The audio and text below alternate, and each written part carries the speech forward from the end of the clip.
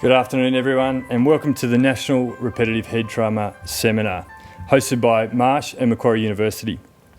I'm Dean Mumm, one of your hosts, a former Wallaby and current risk advisor for Marsh Insurance. I'd also like to introduce my co-host for the day, Dr. Rowena Mobbs. Thank you, Dean. It's great to be here, isn't it? And well done last night, State of Origin, eh? My name's Rowena Mobbs. I'm a cognitive neurologist proudly at Macquarie University. It's fabulous to have you online and fabulous to be here today. Dean, I think we've got quite a lineup. We do. There's plenty of people, so I'm going to start with a few acknowledgements because we do have some fantastic guests joining us. First of all, the Honourable Victor Dominello, MP, Member for Ryde, Minister for Customer Service.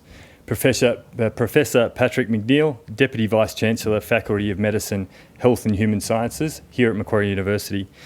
Mr Walter Kmet, CEO, Macquarie University Hospital. Marsh National Sports Manager, Kirsten Mills. Clinical Associate Professor, Michael Buckland, Head of Department of Neuropathology at RPA, and Executive Director of the Australian Sports Brain Bank. We've got CEOs, directors, chief medical officers and senior managers from various sporting agencies and services. Also with us today are senior industry representatives, medical practitioners, researchers and academics. Rowena, we've got a few supporters to thank as well. We surely do. Apart from Marsh Insurance, we've got GE Healthcare, Glio Diagnostics, Synaptive Medical, Australian Sports Brain Bank, Fujitsu, Men of League, and I'd like to put in a special mention to the Macquarie Uni team who's helped produce this, Brenton Hamdorf, Courtney Sullivan and Ian Brew. Thank you so much. A little bit of housekeeping. This seminar is recorded. A survey link will be posted on the chat at the end of the seminar, and we will be hosting 3 Zoom breakout sessions, so please hold on the line afterwards that you can contact us one-on-one and have a chat. Today we're going to hear from stories of both the injured and the families of the injured. Whatever discoveries we make today together, we are inspired by our Indigenous colleagues and the traditional owners of the land on which we study. Welcome.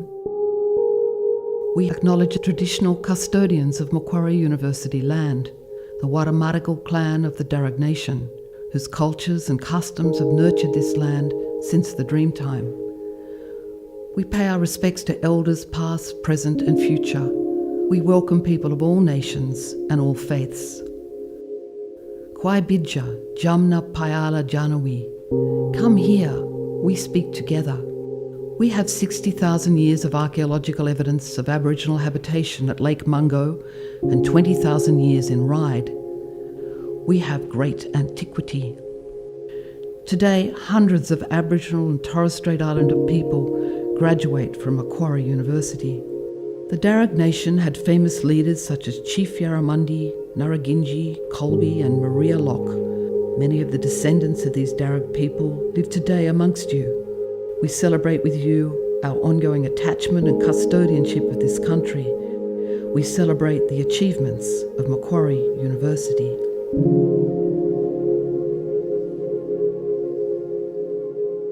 I'd now like to warmly welcome the Honourable Victor Dominello, MP, Minister for Customer Service, Member of the Legislative Assembly, Member for Ryde.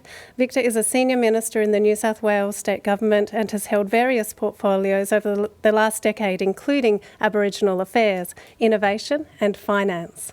He was appointed the inaugural Minister for Customer Service following the 2019 election. The first of its kind in the country, this ministry aims to put the customer and the citizen first in the design of all government services. Victor firmly believes that the use of real-time data, digital innovation and technology are integral to the delivery of modern public services. And we warmly welcome him today. We're extremely thankful for his time. Minister Dominello. I begin by acknowledging country, pay my respects to elders both past and present. One of the things that we've learned out of COVID was that we need to value research and development a whole lot more than just a plaything on the side. Governments really, and governments, industry, academia need to really come together and put a lot more effort into critical areas. As we've seen, the whole world has literally spent trillions and trillions of dollars this year trying to come up with a vaccine in relation to COVID. But there are so many more icebergs, as I call them, that are out there, particularly in the health space, that we need to work together to unpack. to understand more of. And the impacts of repeated traumatic head injury, particularly as it relates to dementia, is clearly one of those areas. You know, in a land where we idolise sports, and particularly contact sports, this should be, in many ways, a testbed for the world in terms of understanding the consequences of repetitive injury and the long-term impact of that. I am very, very focused on data and digital, and I've even had my brain mapped because I want to see what's happening inside this skull of mine. But I realise that in the years ahead, this is where we can leverage our position here as a leader on the world stage.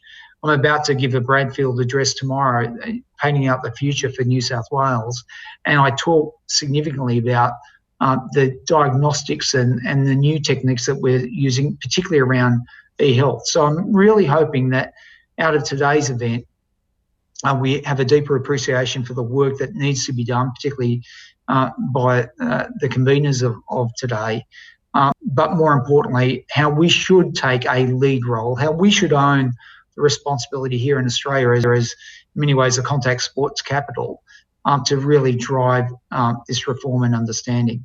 So again, thank you for having me. I'm sorry about the earlier glitch. I wish I was there, but I'm stuck in Parliament today in no doubt having very, very educated debates here in New South Wales Parliament in the Bear Pit. Anyway, again, wish you every success, and I look forward to hearing the outcomes.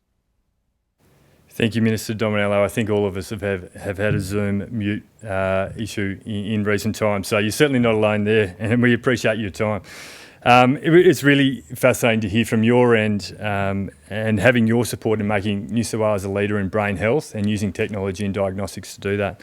I'd like to introduce now Professor Patrick McNeil, Deputy Vice-Chancellor, Medicine and Health and Executive Dean, Faculty Medicine, Health and Human Sciences here at Macquarie University.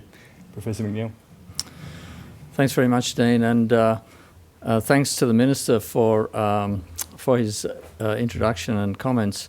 It's great to have your participation, Minister, and we know that you're very fond of Macquarie University because you're our local member and we're very fond of you. I'll just explain my position at Macquarie University. I have a couple of roles. One is I'm the Executive Dean of the Faculty of Medicine, Health and Human Sciences, and that's a faculty where our researchers, including Rowena, do their work. And it includes medicine, a lot of health professions, psychology, so really everything that is needed to solve the problem we're talking about today. And my second role is a leadership role as the Managing Director of MQ Health. Macquarie University is unique in being the only university that runs its own health service here on campus, MQ Health. And our motto of our work is Heal, Learn, Discover. So those three words tell you how we integrate the research we do, the discoveries we make, with learning and with practice where we care for our clients and our patients. And everything we do is bring those three things together. And I think we've got some very good examples of what we do both on the academic side and the clinical side. Probably one of the strongest ones is in neurosciences, the topic we're talking about today. It's a real research and clinical strength here at MQ Health and Macquarie University. People may not know that we run Australia's biggest and most integrated motor neuron disease clinic and have one of the biggest research programs in that area, which is another neurodegenerative disease. We've also got a very active research centre in dementia, which ranges from very, very fundamental discovery research using models of dementia in mice, right through to integrated research studies looking at what we call pre-dementia, or people who are at risk of dementia, and trying to find those key biomarkers and other measures to identify patients at risk and then start to look at treatments. So the topic of today, which is repetitive head trauma, is another one of those neurological conditions that fits with Macquarie's value set of ambition and innovation. This is a really emerging area that desperately needs more interrogation, more discovery, more care, because it's increasingly being common. And so I'm really looking forward to the discussions today at this seminar. So once again, welcome to Macquarie University. Thank you, Minister, and also our sponsors. And I'll pass back now to Rowena. Thank you very much, Professor McNeil, for those insightful comments encouraging our work here at Macquarie University. I think certainly the words heal, learn, discover have resonated with me, as I know it does with all the staff and students here. So I hope that we can move forward very well together nationwide on this topic. It's very important. And speaking of important, we have now 2 Australian icons. They're certainly my heroes from childhood. We've got Jeff Fenech, world boxing champion, Olympian, and Steve Blocker-Roach, NRL great. I hope you enjoy this video. Brent Todd in there to do some heavy work as Roach carries a couple of the Kiwi forwards with him. Inside New Zealand territory now. This third test match, blindside goes Sterling. Running on American soil, the undefeated Jeff Fenech. And his opponent across the ring on my left, fighting out of the red corner is... To be honest, I always wanted to be what Blocker was. I wanted to be a rugby league player. I got into boxing by accident, and I was able to do amazing things. I went to the Olympics in '84. I was world champion in '85. I was the quickest person ever to win 3 world titles undefeated. My record was only broken last year. Well, just a young fella growing up and idolising, Bobby Fulton and Graham Langlands and all those sort of guys that were from Wollongong, where I originated from, and just watching all those guys and thinking one day, I'd love to play in the same sort of arena as those guys. Oh, well, I can see my opponents tiring and hurting, and I want to finish the fight. I want to knock him out. Of course, I'm proud to win, but I'm not proud of hurting anybody anymore. I love being in that team environment. I loved going away on tours, and I loved being around blokes who had the same sort of ambition as yourself, but just the fun times, the mateship. You're simply the best. Better than all the rest. Happy you block. No, she's beautiful. What sort of stage do you think, I'm going to throw that white towel in now? Yeah, because I've seen the ramifications. I've seen some of my close friends, and I kind of think to myself, wow, there are guys I used to box, Steve, and I used to punch their heads in every day. We used them as punching bags. And look, today, I might sound fine, but there are days, Block, that I do something and 30 minutes later I forget it, or I organise to do something at 12 o'clock and it's 11:30 or quarter to 12, it's 5 past 12. God, I'm supposed to be somewhere. I just forget. I mean, look, I don't want to put anybody else in that position.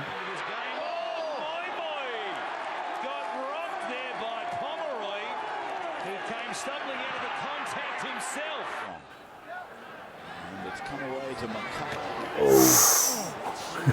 So we love this, but I mean, we think that's great, but I don't know if it really is. That's what we done. That's what you done in the day. It was state of origin in those days. That's how it was. It was sort of get or get got. That if you were playing for Australia or you were playing in a state of origin, you were expected to try and take the opposition on, and that was just.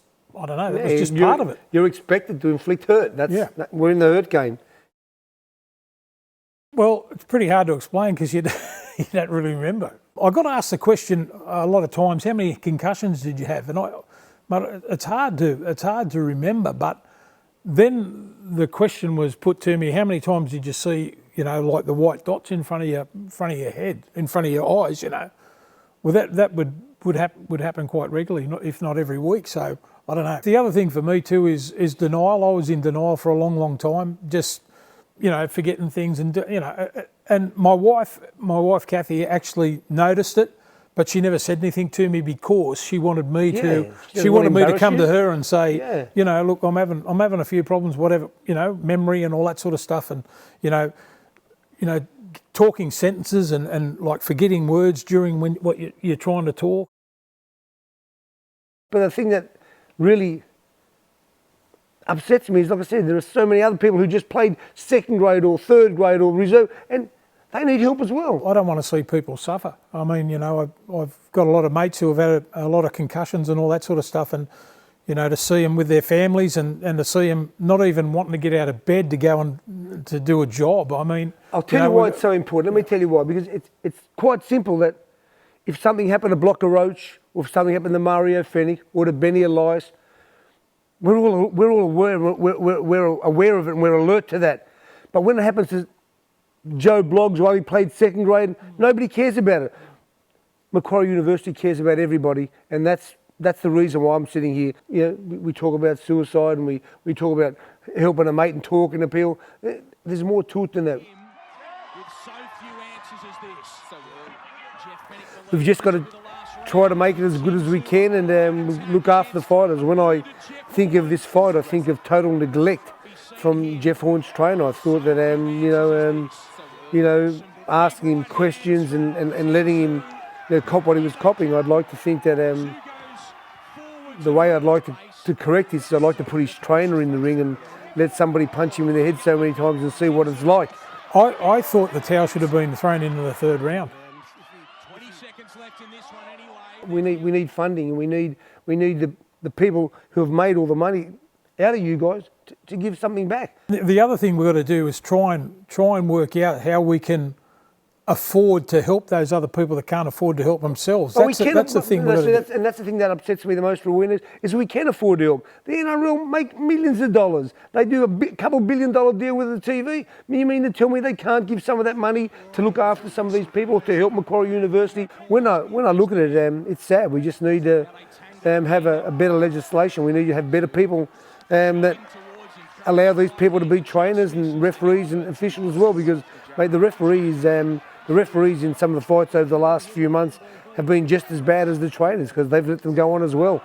Collision sports and physical sports like boxing, I don't see how we're going to stop the collision. I don't see how we're going to stop. I mean, I think the whole thing needs to be looked at, and as well as just the competing on game day or on fight night, we've got to also think about our training techniques and making sure that these young guys aren't getting hurt as they're growing up and getting concussed. We see it a lot now in rugby league too, now during the training. Like, a lot of people only see the game day, as you mentioned, the game day where people actually go there and watch people play, but they have scrimmage every week. Scrimmage is like going at a game, opposing your teammates and playing against your teammates, and the instructions from the coaches and the people who are doing it is you've got to go as hard as you can.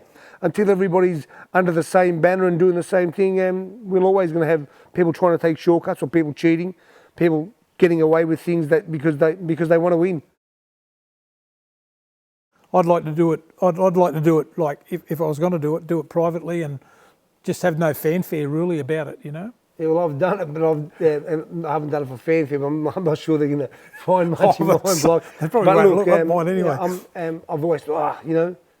Once you face it and you go and get the tests and you do all the things that you're supposed to do, it's a weight off your shoulder, and you can see the relief in your family. Even, I've got 3 sons, my wife talks to my sons about this sort of stuff too, and they tread around me even better now. Do you know what I mean? Like, they understand that I know about what's going on, so it's a relief for the whole family. And they're the people you've got to think about. Like, if anything ever happened to me and I'm gone, you leave your family there, to pick up the pieces, and that's not a good thing.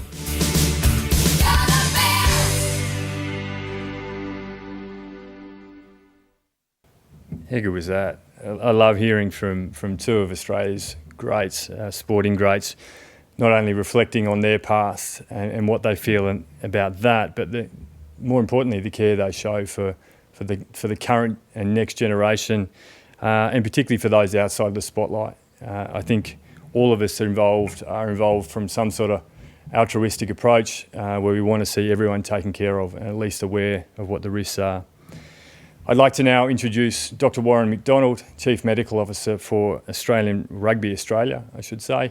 Is a former doctor of mine at the Wallabies, and he's a terrific bloke, and I know he took care of me And it's nice to know that he's in a position where he takes care of everyone in Rugby Australia, every player there. So, Dr. Warren McDonald.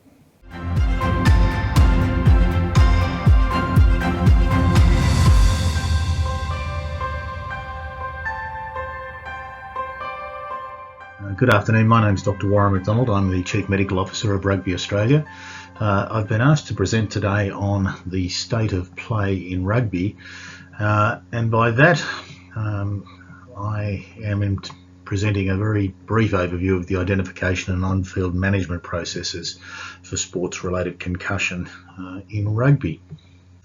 There's been an evolving proactive approach to concussion identification and management from all sports in recent years, driven by the sports themselves, both national and international governing bodies, but also driven independent of sports by collaborations such as the Concussion in Sport Australia collaboration between the Australian Institute of Sport, Sports Medicine Australia, the Australasian College of Sports and Exercise Physicians and the Australian Medical Association.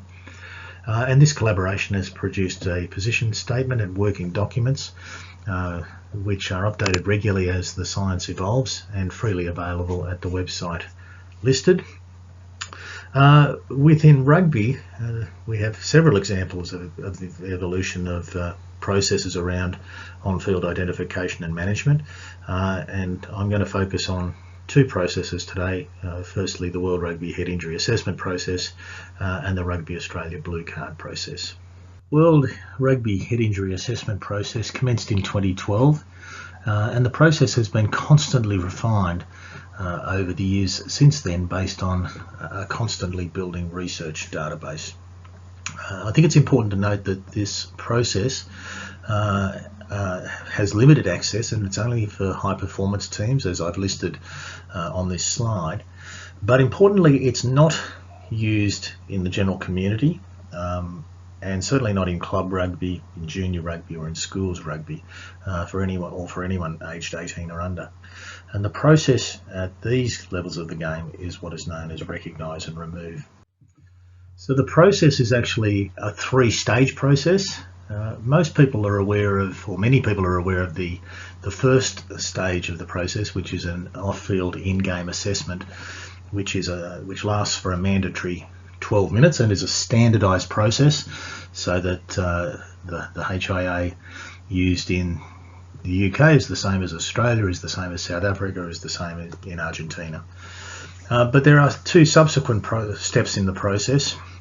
A same-day post-game assessment and a third assessment undertaken 36 to 40 hours post-game. The diagnosis of concussion can be made at any time in this process, but concussion can't be excluded until all stages of the assessment process are completed. And access to the HIA process requires World Rugby approval, as I've already said, and is linked to a set of World Rugby player welfare standards. It's linked to specific education for players, coaches, administrators and medical staff. And it's linked to research, which, as I noted above, has been undertaken for the 8 years that it's been running, and which guides refinement of the process. So there have been several significant outcomes of the head injury assessment process over the last few years. Firstly, there is a consistent approach to the initial management of concussion across the world, which essentially involves a repeated multimodal assessment. Secondly, there's a consistency of what is classified as concussion in rugby around the world, which again is good for management, but also in terms of research. And then thirdly, and most importantly, there's been a significant reduction in the number of players left on the field who were subsequently diagnosed with concussion. Back in 2011, this number was 56%. In the 2019 data, which has not been published yet, that number is well less than 10%. Obviously, in an ideal world, we want that to be 0%. So let's now turn to a process that's been used here in Australia over the last few years in our community game, and that is the blue card, which is a card that the referee has, in which the referee may order a player to be removed from the field of play if, in the opinion of the referee, they have either a confirmed or a suspected concussion. And this process was first trialled in 2017 and then applied nationally in 2018.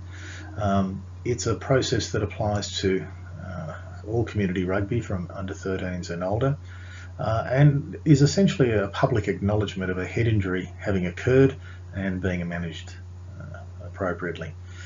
Significantly, this process doesn't change the laws of the game, as the referee has always been the final arbiter of who is allowed to stay on the field. But it's involved a lot of education of players, coaches, match officials, medical staff, administrators, the general public, and particularly doctors. And I guess the final point about it is that it's a translation of concussion procedures and processes to the community level of the game. So we have processes that not only apply to the high performance end, but also to the community end. So as I noted, the referee can use the blue card to remove a player if they suspect concussion. Importantly, the referees are not diagnosing concussion, but if they suspect that a concussion injury has occurred, they can remove the player from the field of play, and that player does not return that day, which then triggers an off-field process, including a mandatory minimum stand-down period and medical assessment. And we have a central recording process of incidents that allows us to analyse statistics. So the general principles of the blue card are that we are attempting to establish a collaborative approach to the management of concussion. In other words, all parties are responsible for the appropriate management of an injured person, whether you are a coach, a player, an administrator, a match official, or medical or first aid staff. The management of the process occurs at the competition manager level, but difficult cases or cases that cause controversy can be referred to the Rugby Australia staff, and specifically my role as Chief Medical Officer, or our concussion consultant can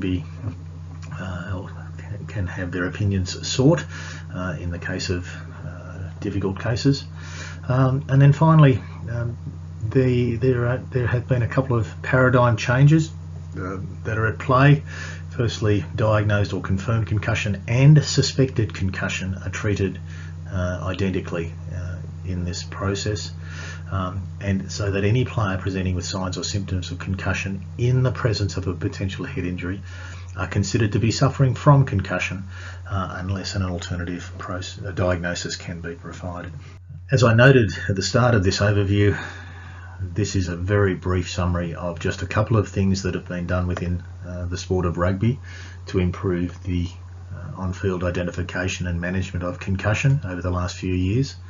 There is certainly a lot more to this story, and there's certainly a lot more information around the things I've discussed today. So you can see that the World Rugby website, the Rugby Australia website, and the Concussion in Sport Australia website are all sources of very good information if you wish to find out a bit more. Thank you.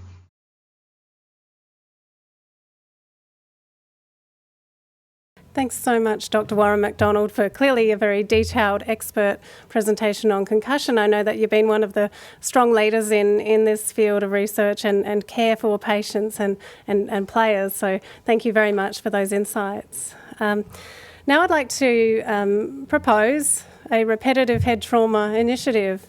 100 years ago, things were very different, of course. We didn't have dementia around so much. So this is Bondi Beach circa 1900, at which time the life expectancy for women was 51 and for men was 47.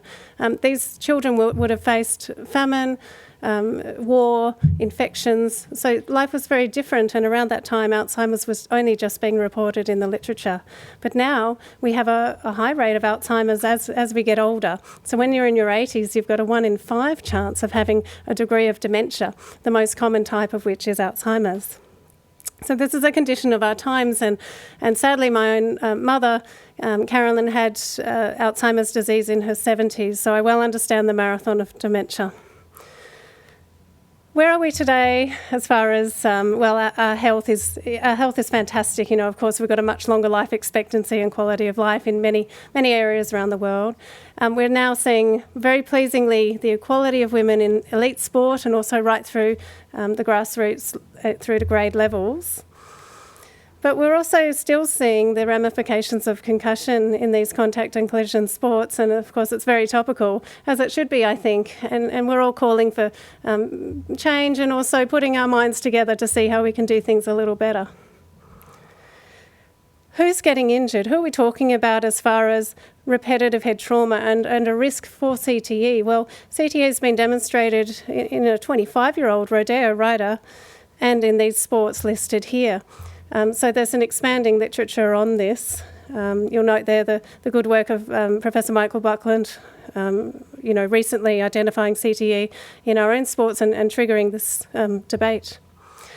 But CTE applies also to non-sporting head trauma. And what I note is that the literature is dominated by sporting-related concussion and head trauma, but the majority of head traumas are non-sporting. So we need to deeply consider this as we go forward. We see repeated head trauma in defence with blasts or rocket firing, for example, construction industries, farmers, so they often get a knock from livestock, falls from quad bikes, ladders, working with steel, for example, mining. And then we see a group of patients who have falls, and I'm very familiar with these patients in my neurology clinic, those who are visually impaired or blind, those who are frail, epileptic, alcohol use disorder patients, and those with Parkinson's disease, to name a few. So how are we testing them? Well, in our neurology clinic, what you may not realise is your doctor's probably analysing you from the minute you get up out of the chair, or a good neurologist will. It's the specialty of people, understanding the person and observing their every movement and their every social interaction before we do go on and do our tests like MRI and neuropsychology testing shown here. So it's really putting together that puzzle, all of those pieces to understand the person and understand, are there any concerns over dementia or decline? As you already know, I'm a big sports fan, and I grew up in Canberra with all the codes, followed rugby. I didn't play it wasn't the done thing at that time, but I did go on to represent my state in 4 sports, and I represented Australia in fencing and modern pentathlon. So I do know a little bit about what athletes are going through, as do quite a few members of our team. And I grew up with a neurosurgeon father as well, Dr. Ray Newcomb, who helped lead this work. He led the NHMRC report into repeated head trauma and football injuries, as well as in boxing. And at that time, they called for a central fund for research into the prevention and management of head and neck injuries, particularly a uniform approach to concussion. So here we are again today, and I'm sure that we can do better together and really forward this work. And at that time, there was concern over, could there be cognitive impairment resulting from repeated head trauma? The Kiwis may beat us to it, as perhaps as usual. So we're really inspired by what they're doing. They have a different system, a different insurance set up for concussion, of course, but they have this Rugby Smart program and starting to focus on good concussion education and good management and protocols. And Professor Buckland and I attended the launch of the New Zealand Sports Brain Bank last year, which was welcomed by some All Blacks, as seen here. So what are we doing in Australia? Well, at Macquarie University, we have the SNAP CTE study, which is aiming to recruit widely 1,300 participants over 5 years with analysis of biomarkers, neurological features, neuropsychology, neuro-ophthalmology, which we will hear about, neurophysiology and neuropathology to link it all and give us the final answer. We're measuring the patient's IQ, and we're measuring their recent memory, given the reported concerns of their family and themselves. And we're comparing predicted and actual memory scores. So what are we finding? Well, these groups are above average intellect. We're finding the sportsmen are smart, they've got their sporting intelligence. But we are concerned about some difficulties of learning and retention. So they have cognitive impairment, which is highly significant on these measures listed here and very much reduced relative to their predicted levels, although I note that this is yet to be published. We also are seeing an early loss of insight. So insight is the ability to perceive one's own behaviour and personality. It's critical for the maintenance of social connection, And a loss of insight is one of the core features of all types of dementia. It's one of the things that are a red flag in the neurologist's mind, and certainly I'm getting this red flag with these patients. The repetitive concussive injury we have found associates with a 40-year earlier onset of loss of insight. And the resultant economic loss and excessive burden on caregivers from this could be very serious. So the conclusions of the SNAP CTE study so far, soon to be published, is that players show evidence of acquired cognitive impairment. The testing was consistent with descriptions of cognitive decline, and players need assistance. What do we do? What's the solution? Well, I think it's the National Repetitive Head Trauma Initiative coming together in a stage 1 cooperation, as we are starting today, for collaboration, hopefully funding and technology working together to see where we get to. With the research, we need to look at the risk of CTE, really understand that. But I'm proposing as well a repeat head injury assessment, or RHIA, not just an HIA, which is will be evidence-based, perhaps an expert-led, perhaps neurologist, sports physicians, and in the older cohorts, geriatricians. And this will be linked to the Neuropathology Registry at the Australian Sports Brain Bank as a proposal. So here we see a diagram showing the HIA with the purple, but an RHIA clinic beyond that, so sending our players under protocol to these specialties, can further assess the cognition by those who are really experienced in that and detect those sensitive changes of memory, mood and behaviour. And this will feed into the research clinics thereafter. So much like we have a mental health break in our community as very much an accepted thing these days, perhaps we ought to be having a brain break and sending them to specialist clinics and really allowing that time, assessment and management. Here at Macquarie, we're very keen on innovative solutions, and here's some of the work of Paul Salmon and Bianca DeWitt looking at gaming technology. And there's new technology all the time. Synaptive Medical now have a 0.5 Tesla MRI, so theoretically portable, and certainly seems to be safe to be very close to it. And it's showing good images, which are very close to what you can attain on a 3 Tesla. So we're watching this sort of technology very closely. So stage 3, once we have stage 1 and 2, we can move to innovative solutions. We can look at screening using video technology, replays, real-time field site assessments, and then eventually longitudinal assessments and longitudinal screening.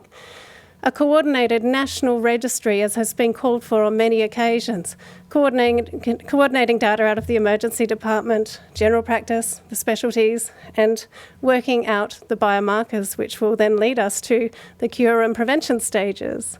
So leading to earlier diagnosis, early intervention, and hopefully prevention of CTE and repeat head trauma-related conditions for the longevity of sports, because they're great. So thank you for listening. I'll be back soon with some more information. Dean. Thanks, Rowena. Really interesting insight into what's going on the cutting edge of research, which with you guys here at Macquarie are. And I think from my end, sport's so heavily publicised in this sense, but really it is a broader community issue. And there's many avenues that repetitive head trauma come in. I think what is key out of there is an opportunity that exists to coordinate and collaborate on this across many areas around the repetitive head trauma, whether that's in mitigation or further longitudinal research. I think so. We've all got our gig, all got our specialty, don't we? And I think we can really work together here. Yeah, totally. Looking forward to it. Yep.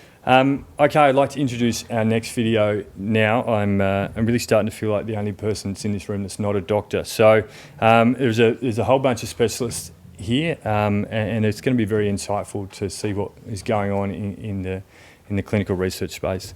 So I'd like to introduce on the video Associate Professor Jennifer Batchelor at Macquarie University, Edmund Sorich, Director at Gilead Diagnostics, Rowena's sister, Dr. Virginia Newcomb, who's a neurointensivist at Addenbrooke's Hospital in Cambridge in the UK, Associate Professor Claire Fraser from Macquarie University, and all of the respective panellists or speakers here will provide their own insights into the signs and symptoms of repetitive head trauma and what to look out for and what you can do about it.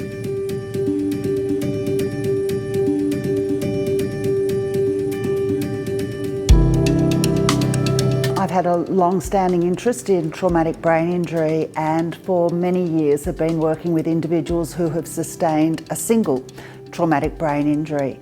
But the literature would suggest that repeated traumatic brain injury carries its own burden. Neuropsychology is essentially the study of the way different neurological symptoms affect a person's cognitive abilities, memory, attention, problem solving, etc., and their behaviour.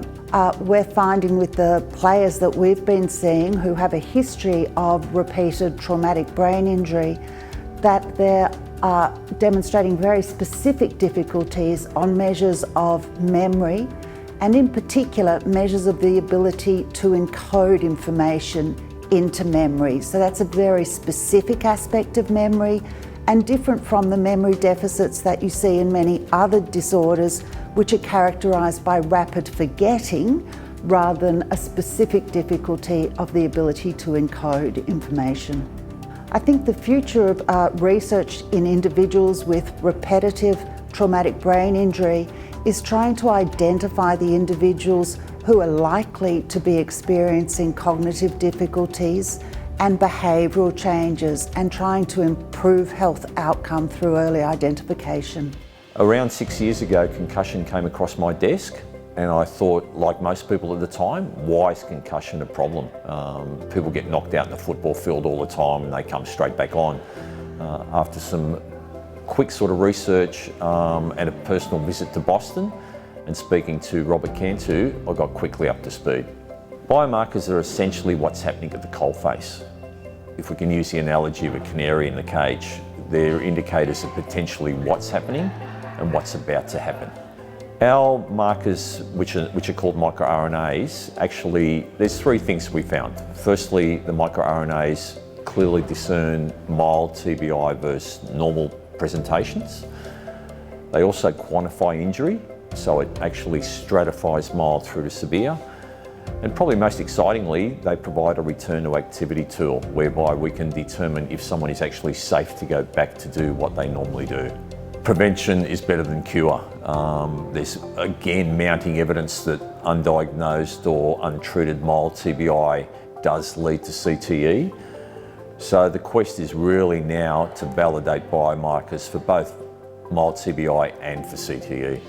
So I've been doing traumatic brain injury research for more than a decade now. So I first moved from Australia to the University of Cambridge to do a Masters in epidemiology, and then I had the opportunity to do a PhD. So I'm very interested in being able to predict those who will have a poor outcome after mild head injury. And so my current research is focusing on that using both biomarkers and neuroimaging in order to predict this. I would then hope, if we can actually work out who's going to have a bad outcome early on, to then perform trials so that we can intervene and hopefully prevent that poor outcome from occurring. So CTE to me is really part of the spectrum of traumatic brain injury, and it's just a repetitive mild head injury.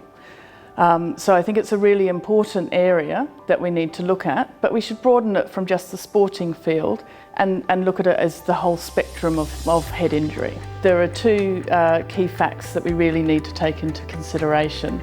The first is that mild head injury is a misnomer, so over 30% of patients who present to an emergency department will have ongoing symptoms even 2 years after their injury. And the second is that we need to take into account the other injuries that a patient might have. So not just the head injury, as that will have a huge impact on the eventual outcome of the patient. So I think mild head injury is often a forgotten injury because people can't see it. And yet it affects so many people around the world every year, and it can affect any of us, so from young to old, and can really be a life-changing injury. And so we do need to do more research so that we can better look after these patients so that more people have a good outcome. I do neuro-ophthalmology, which is diseases of the eye and the brain and how they affect each other.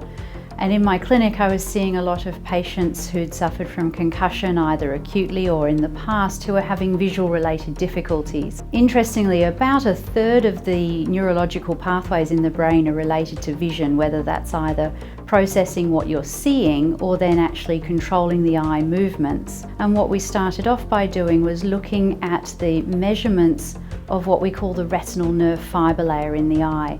And the retinal nerve fibre layer is actually a direct extension of the brain that can be visualised in the eye and directly measured, much easier than doing an MRI scan, for example. And what we found was that the players who'd had multiple concussions in the past were showing signs of thinning or damage in this area that could perhaps reflect what was going on in their brain. What we need to do now is to follow players or people who've had concussion forward and see what changes that we find early on are then a predictor of future trouble, whether that be related to their eyes, whether that be related to psychology or other neurological functioning. We don't want people to be afraid of playing sport because it has such great benefit for people's health, for team building, for making great friends. And so we want players to feel safe playing their sport, to know that they'll have the right diagnosis and treatment acutely and in the long term. So their parents, their family and friends don't need to be worried about the concussions that they get because we have the right research to guide their diagnosis, treatment and long-term management. If you have suffered from a concussion or a head injury and you're having ongoing issues, whether that's related to your vision, your balance, headaches, your mood, anything that worries you, there are now doctors available who have an expertise and an interest in this area, and we're more than happy to examine you, have a look and see how we can help.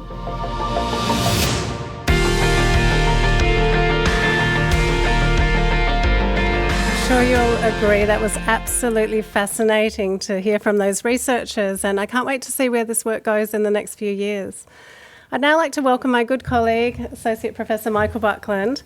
Michael is a senior neuropathologist and the head of department at Neuropathology, Royal Prince Alfred Hospital, head of the Molecular Neuropathology Program at the Brain and Mind Centre, University of Sydney. And he's co-director at the Multiple Sclerosis Research, as well as the Australian Sports Brain Bank. And he's been an ever-inspiring colleague. I met Michael at the launch of the Australian Sports Brain Bank, so I'm looking forward to hearing his wonderful presentation. Thank you, Michael. Thanks, Rowena. And thanks for the opportunity to speak today. So I've been given the task of actually talking about what is chronic traumatic encephalopathy and how do we diagnose it. So it's actually a neuropathological diagnosis. At this stage, the only way you can confidently diagnose CTE is examining the brain after death. And it's characterised by a distinctive pattern of an abnormal form of a normal protein in the brain, and that's called tau. So it's a distinctive pattern of abnormal tau protein accumulation in the brain. As I said, tau is a normal cellular protein. It's normally found in the nerve fibres and helps stabilise them. And abnormal tau accumulates in a variety of neurodegenerative diseases in addition to CTE. And the most common one would be Alzheimer's disease, where it accumulates along with beta amyloid, another abnormal protein. But there's a whole list of frontotemporal dementias that also accumulate tau. And some very unusual diseases such as post-encephalitic Parkinsonism, which is a disease thought to be due to an infectious agent and was highlighted in the movie Awakenings some time ago. Now, interesting, this disease seems to be an environmentally induced disease that turns out to be progressive and characterised by tau accumulation. And it has a lot of similarities in that way with CTE. CTE is thought to be an environmentally induced disease, induced by repetitive head knocks or repetitive brain injuries, and it appears to be a progressive disease characterised by tau deposition. So these are some of my favourite pictures. I always like microscope pictures. This is how tau looks like in a neuron on a standard stain. And it might be a bit hard to see there, but it's some purple stripes on the left of that cell in the middle.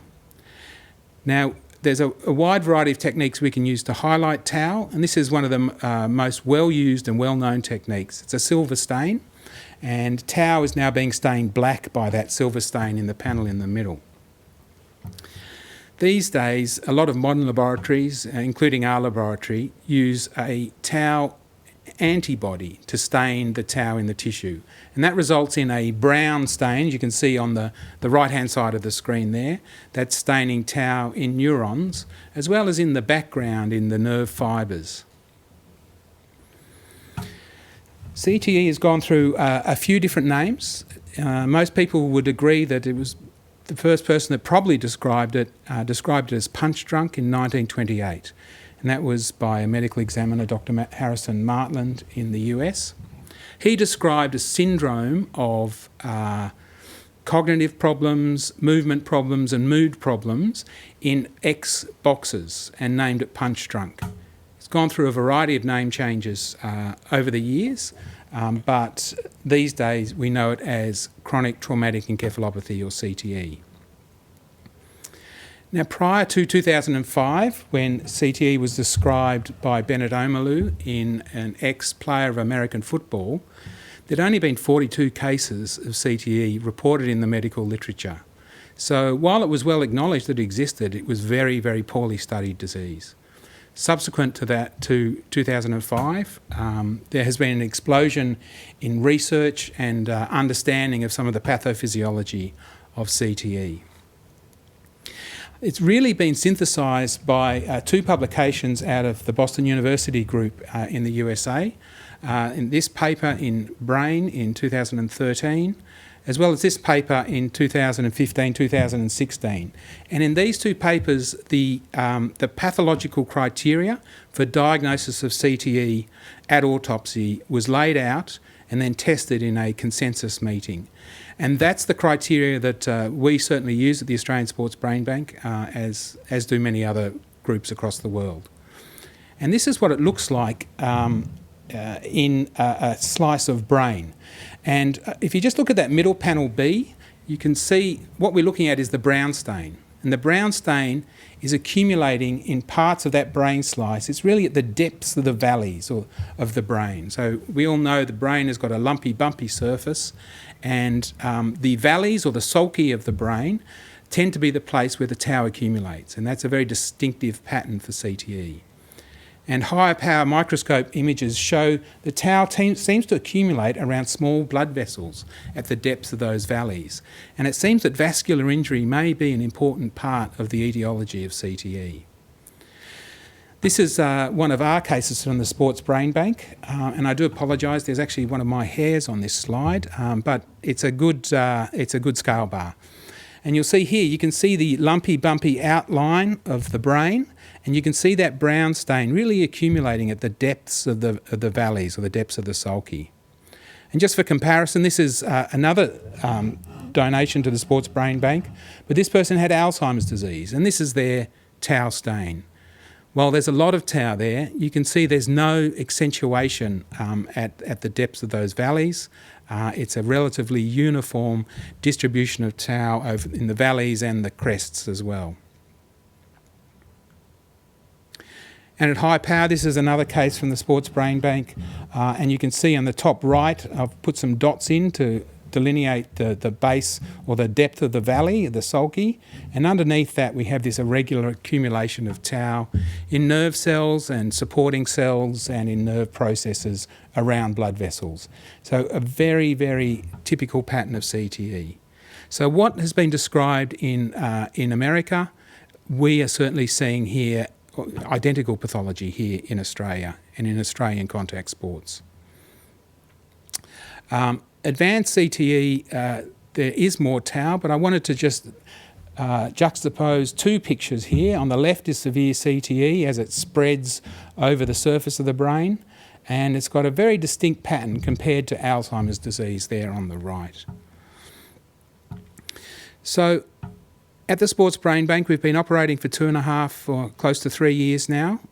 We have 13 brains examined to date from sports people, and I just wanted to very briefly show our work in progress, what we've found so far. So we've found, of those 13 brains, they're all donated or otherwise from sports people, or from a variety of contact sports or other sports as well. 8 of those 13 we've been able to diagnose CTE in them, and 5 of those have had Alzheimer's disease and not CTE, one with frontotemporal dementia. So when we look at an at-risk population here in Australia, in Australian sports, we're finding it easy to find CTE at autopsy. 2 things I just wanted to finish with. One of our cases was in a middle-aged male that passed away. He played rugby in high school and then he stopped. And in the few years before his death, he complained of some cognitive and emotional issues, as did his family. And despite what we would think of as a sort of a fairly normal exposure, this man had stage 2 CTE. We're also seeing it in young people, and this is one case we found, a player in his 30s. He played at amateur and semi-professional level, but he had quite severe CTE. So we're seeing it in people that have an exposure just in high school, as well as in people that are quite young. So that's our website there. Please visit us and you can sign up for our newsletter for our updates. And yes, thank you again for the invitation to speak. Thank you so much, Michael. So I think it seems neuropathology really is that window on the brain that we need at the end of the clinical work, and it's so great to have you involved in this pioneering work that you're doing. If someone's concerned about any symptoms or wanting to talk about pledging their brain, how do they go about that? So the best thing is just to visit our website. Mm-hmm. There's a contact form there. There's a button to press if you want to get some paperwork about donating your brain, and we'd strongly encourage everyone to do that. At the moment, it's a real numbers game, and we've only just started to scratch the surface here in Australia. The way we're going to get good answers is through large numbers. So please, everyone, I encourage everyone, please pledge. Okay, so we can ramp it up and really get to the bottom of things, understand the risks. So thank you so much, that was wonderful. Thanks, Rowena. I'd now like to introduce our next pre-record. We've got GE Healthcare, a leading global medical technology and life sciences company, who are going to provide who are providing a broad portfolio of products, solutions and services to aid in the diagnosis, treatment and monitoring of patients and in the development and identification of biopharmaceuticals. So we're going to hear from Dr. Jerome Malla, MRI clinical science specialist from GE Healthcare, to take us through.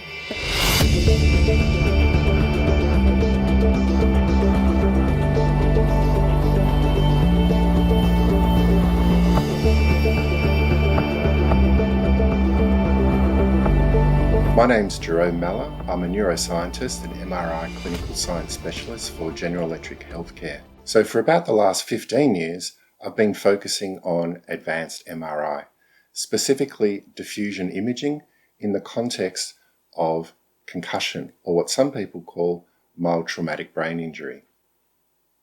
So from the GE perspective, it all started with the GE NFL Head Health Challenge. It was a $100 million US partnership, and it was an open innovation challenge to study mild TBI.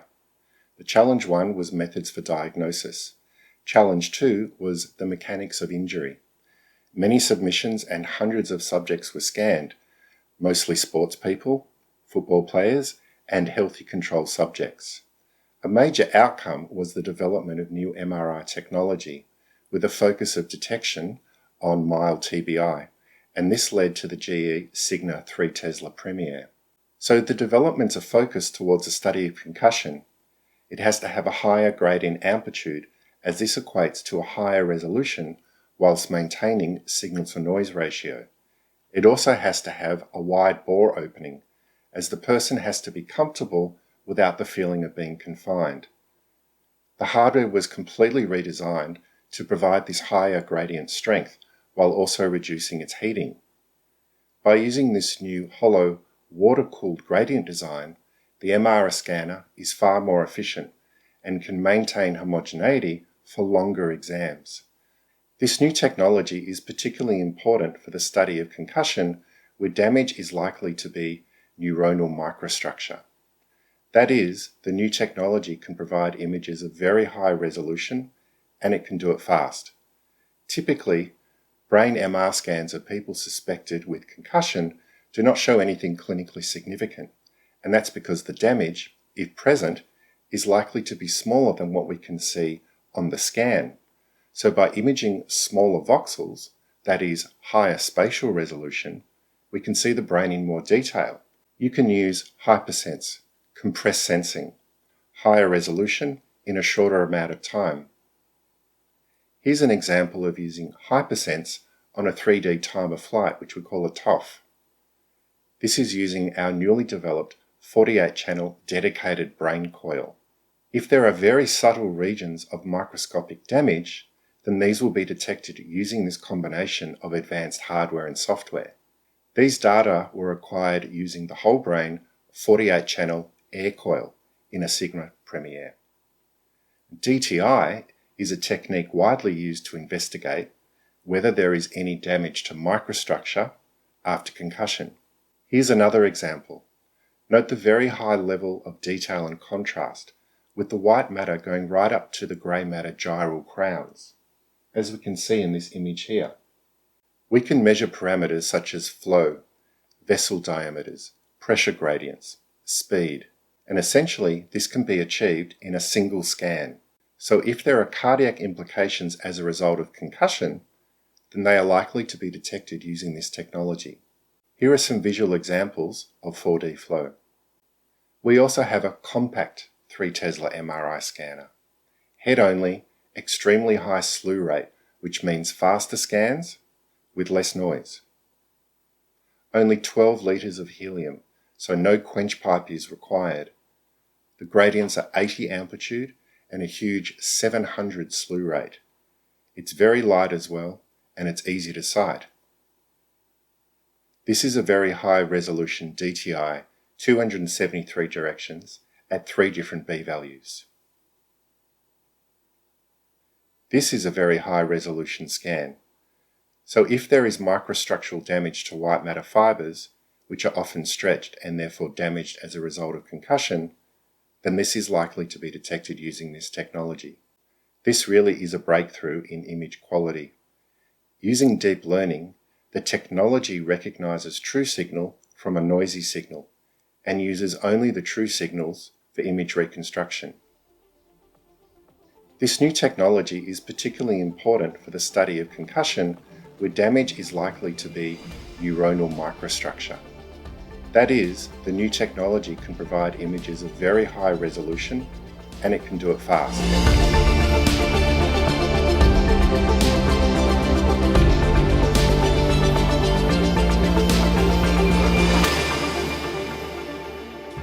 Thank you, Dr. Malla and GE, for their contribution to understanding CTE through imaging.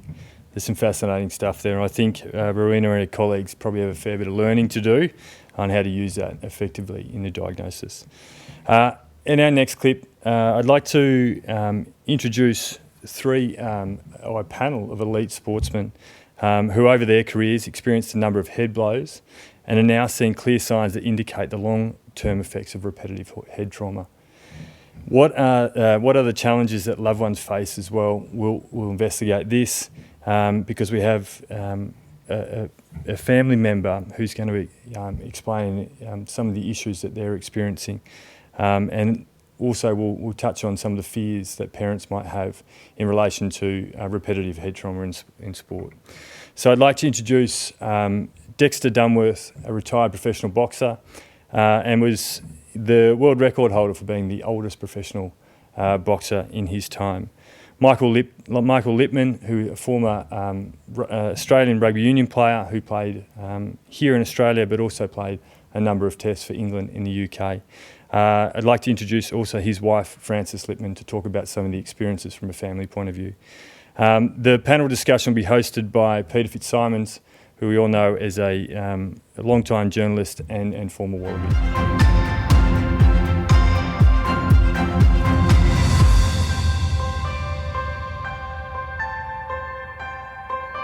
Hello, I'm Peter Fitzsimons, and this is a discussion about brain trauma among sports people and one spouse of a sports person.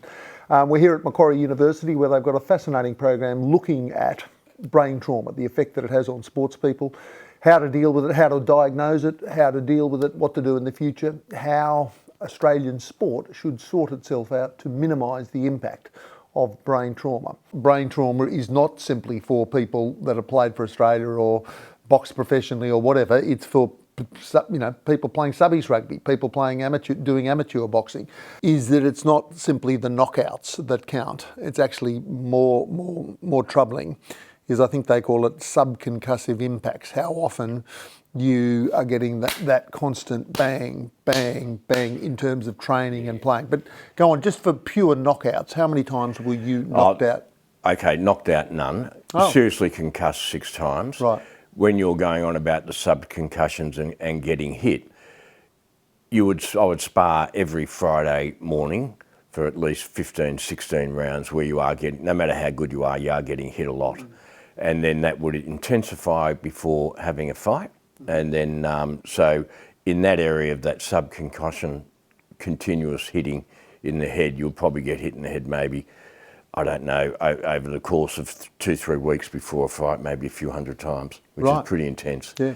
Knocked out and concussed. I was thinking if I wasn't completely unconscious, play on. Play on, 100%. So when I was playing, I mentioned being absolutely knocked out. It was against the French in the first test in 1990, played on, and the coach put me back on, the doctor put me back on, and I wanted to play on, and I blame none of them. And the doctor, we had the naive view that while boxers could get damaged, we were footballers, and that somehow our brain would know the difference between a gloved fist, which was dangerous, and football running into each other.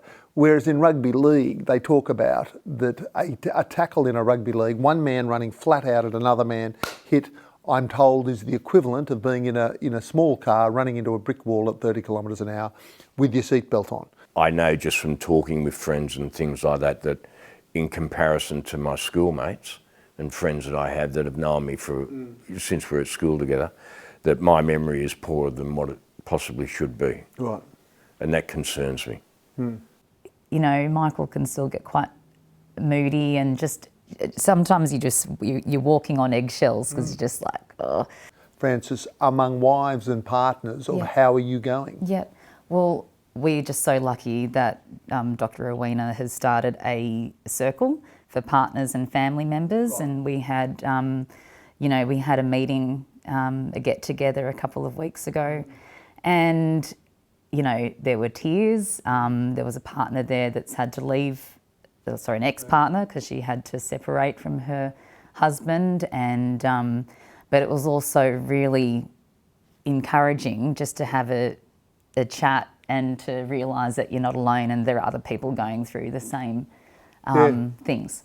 Once we sort of talked about the concussion or possible CTE, the light was like the light went on, and we had all these answers for everything that we'd been experiencing. I think a lot of rugby league particularly will have real legal problems 20 years from now, because there'll be, and maybe rugby union, I don't know.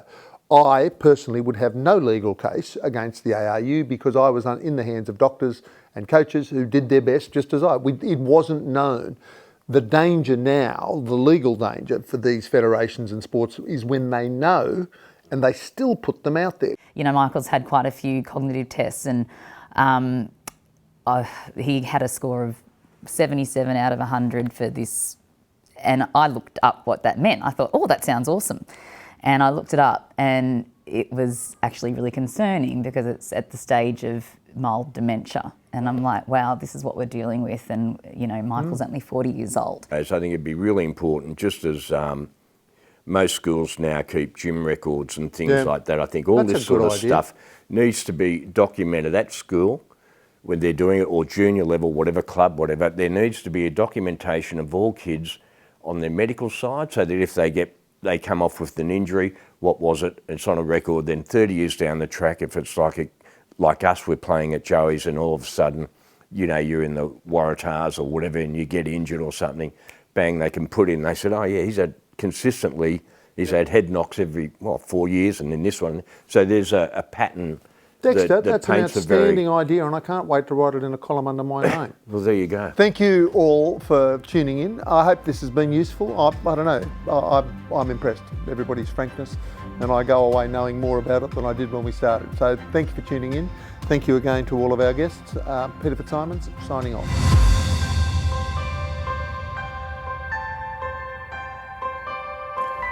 Thank you to those speakers. Not easy often talking about the fears that exist moving forward. As a former athlete myself in a contact sport, this definitely resonates for me.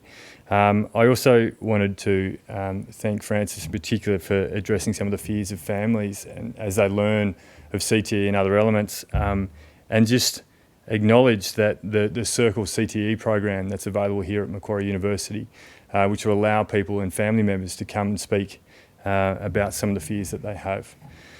I'd like to introduce our next speaker, Dr. Alexandra Vuthi, who's going to speak to us on the need for a national funding network for player care, research and legislation.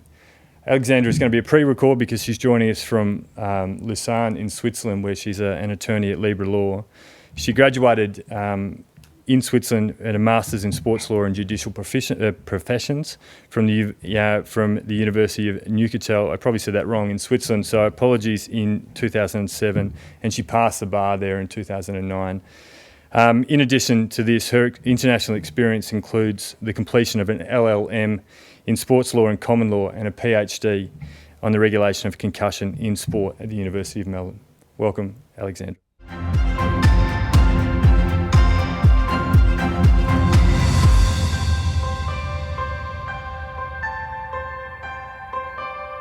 So good afternoon, everybody. Concussion in professional team sports, time for harmonized approach. This is the title of my PhD dissertation.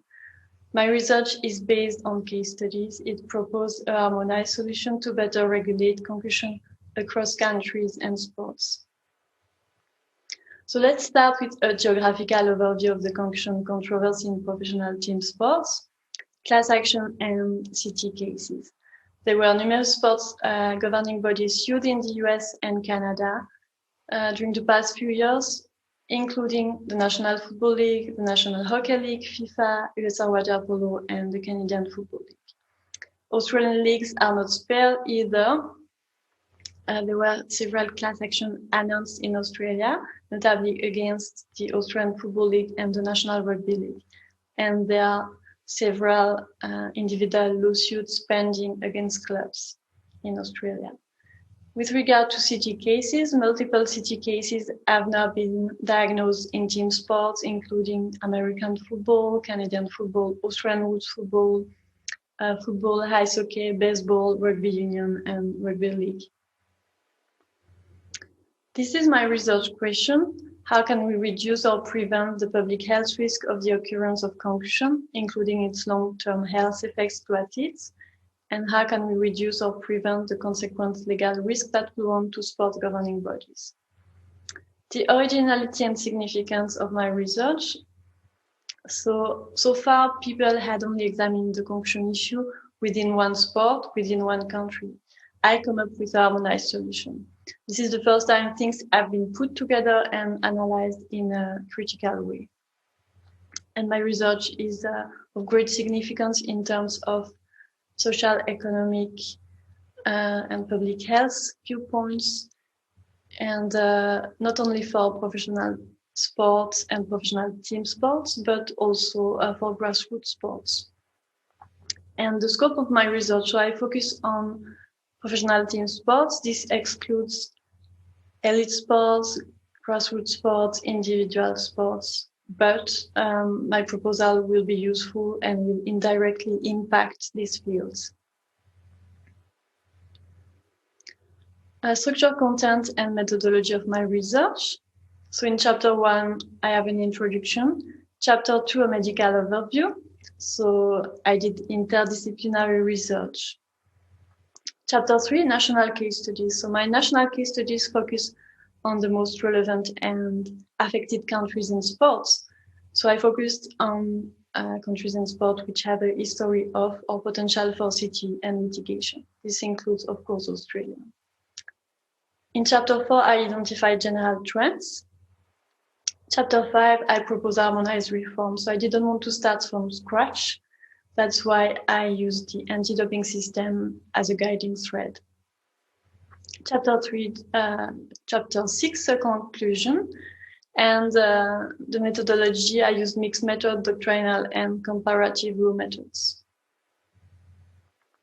My main findings in overall terms, so the concussion controversy is expanding in terms of CT cases, in terms of class action.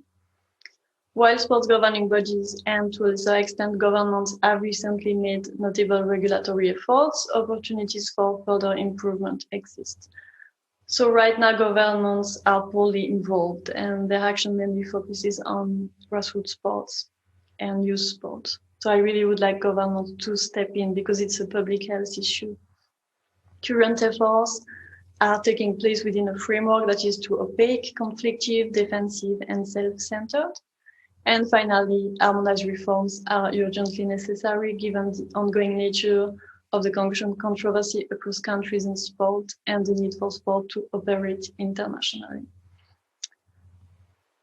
My proposed reforms, so anti-doping as a main source of inspiration. There are several similarities between anti-doping and the regulation of concussion. The most obvious one is the public health aspect. But there are also differences between anti-doping and the regulation of concussion.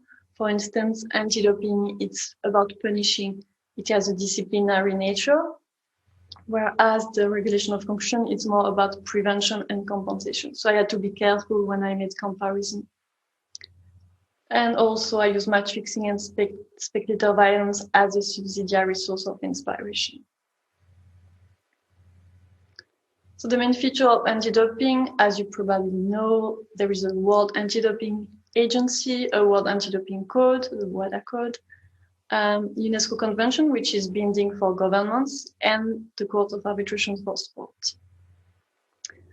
On this basis, I propose some reforms, a World Sport Safety Agency, an international standard on concussion, which could provide guidance for sports governing bodies regarding the rules of play, rules of the game, concussion management protocols, education, research, data collection, financial support to injured athletes, etc. UNESCO Convention for governments, again, like in doping, governments could fund research, education, and like in doping, governments could withdraw their financial support for non-compliant sports organizations. And the Court of Arbitration for Sport could intervene. It shouldn't be a compulsory intervention, but it could be of interest, could be a good option. The benefits, so we go back to my research question. My reforms would reduce the risk of injury to professional athletes, reduce the risk of litigation. There would also be more transparency and collaboration between stakeholders. My reforms would bring impetus and power of constraint from governments. Right now, some sports organizations adopted a wait-and-see approach, maybe not in Australia, maybe not in the US, but in Europe, where I am right now. Positive effect on grassroots sports. Think about FIFA. If FIFA adopts new rules of play, it's going to trickle down to lower levels. And my reforms will also have a positive effect on individual sports or even other types of injuries, to an extent that will need to be determined by further research. There will be some hurdles, so funding, like for every important large-scale project. We will also have to convince sports governing bodies to surrender part of their authority. It would be hard also to attract sports league, non-Olympic sports, because the IOC, the International Olympic Committee, has authority over Olympic sports only.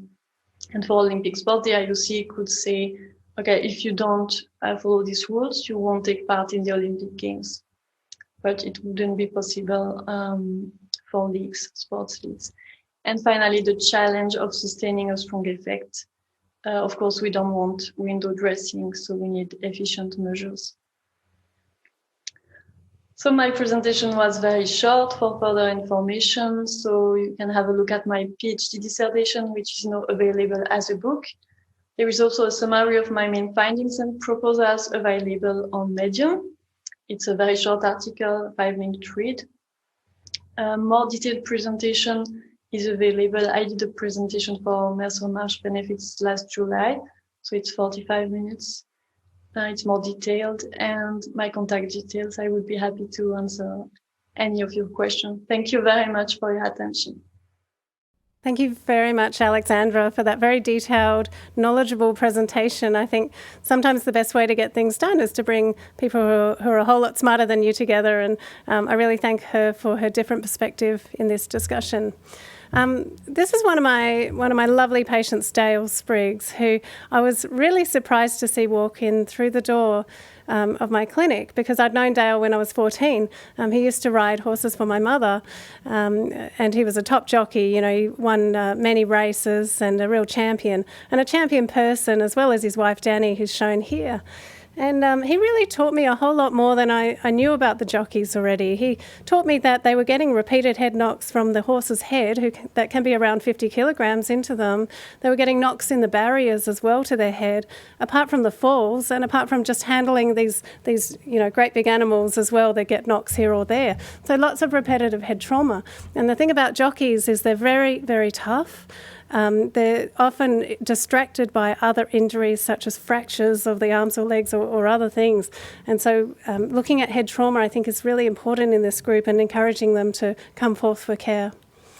So Danny has been, again, a very admirable, courageous spouse who's been there for Dale and helping in any way possible the symptoms that he's experiencing.